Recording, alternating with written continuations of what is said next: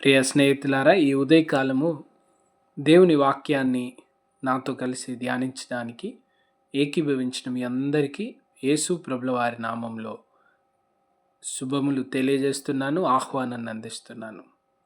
ప్రార్థించుదాం. కనికరం గల ప్రభా, వాక్యం ద్వారా మాట్లాడుతూ మమ్మల్ని బలపరచుకొని యేసయ్య నామం అడిగి వేడుకుంటున్నాం తండ్రి, ఆమేన్. బైబిల్లోని చిన్న అధ్యాయం, యాక్చువల్గా కీర్తన అధ్యాయం కానీ చిన్న కీర్తన ఒకవేళ చాప్టర్గా అధ్యాయంగా గుర్తించితే చాలా చిన్నగా ఉండేటువంటిది 117వ కీర్తన. 117వ కీర్తన చిన్నగా కనబడుతున్న చాలా పెద్ద విషయాన్ని గురించి మాట్లాడుతుంది. కీర్తనలలో 113వ కీర్తన నుంచి 118వ కీర్తన వరకు పస్కా పండుగప్పుడు పాడుకునేటువంటి కీర్తనలు. హలేల్ సామ్స్ అంటే స్తుతి కీర్తనలు. పస్కా పండుగ సమయంలో దేవుని స్తుతిస్తూ, దేవుని ఆరాధిస్తూ, దేవుని నామాన్ని కీర్తించేటువంటి కీర్తన. ఈ కీర్తన చాలా చిన్నగా 117లో కనబడుతున్న బహు గొప్ప విషయం గురించి మాట్లాడుతుంది. సర్వజనులారా యెహోవాను స్తుతించుడి, ప్రైజ్ ye all నేషన్స్. అన్ని దేశంలో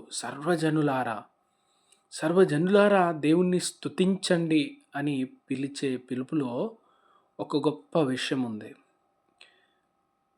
నేను దేవుణ్ణి నమ్ముకోవడానికి నాకు వ్యక్తిగతంగా ఒక కారణం నాకుంటుంది, ఇతరులకి వేరే కారణాలు.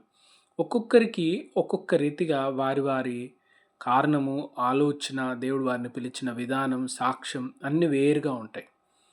మరి సర్వజనులను పిలిచేటప్పటికీ ఒక ప్రధానమైన ఉద్దేశం, కారణం ఏమై ఉంటుంది? ఇక్కడ ఇదే కీర్తనలో మాట చెప్తారు, యెహోవా కృప నిరంతరము నిలుచును, అది హెచ్చుగా మన ఎడల ఉంది, ఆయన విశ్వసనీయత నిత్యము నిలిచినటువంటిది. ఇంకా కీర్తనలో మరొక చోట కూడా ఉంటుంది, యెహోవా కృప నిరంతరముండును. నిరంతరం ఉండేటువంటి కృప, ఆయన సత్యము తరతరములకు నిలుచును, ఆయన విశ్వసనీయత తరతరములకు నిలుచును. యెహోవా కృప నిత్యం ఉంటుంది.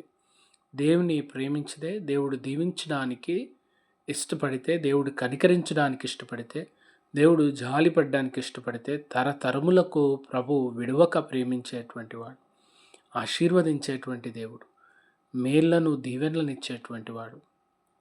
కనుక యెహోవాను స్తుతించుట, దేవాది దేవుని స్తుతించుట, ఆరాధించుట, ఆయన్ని వెంబడించుట మన జీవితాల్లో గొప్ప భాగ్యం. దాన్ని బట్టి ఈరోజు వాక్యం మనకు తెలియజేస్తుంది. చిన్న కీర్తన ప్రపంచమంతటిని స్తుతించు అని తెలియజేస్తుంది. ప్రభువుని నమ్ముకోమని తెలియజేస్తూ ఉంది.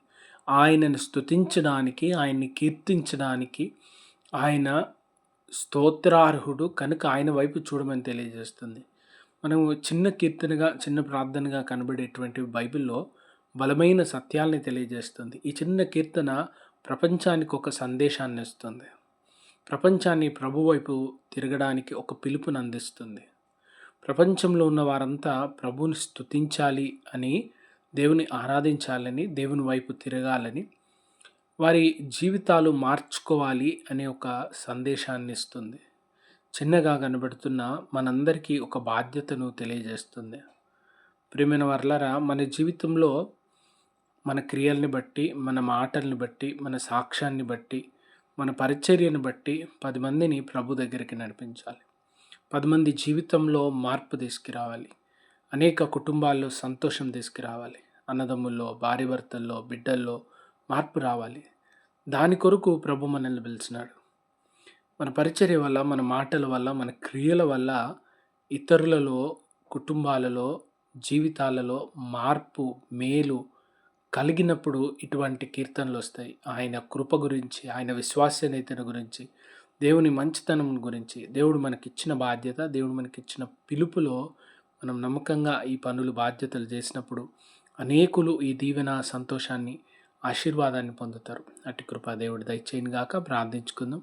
కనికరం గల ప్రభువా, వాక్యం ద్వారా మాతో మాట్లాడినందుకు వందనాలు. ఈ వాక్యం విన్న ప్రతి వారిని దీవించి మేళ్లతో తృప్తిపరచమని యేసుపేట ప్రార్థిస్తున్నాం తండ్రి, amen. Amen. God bless you all.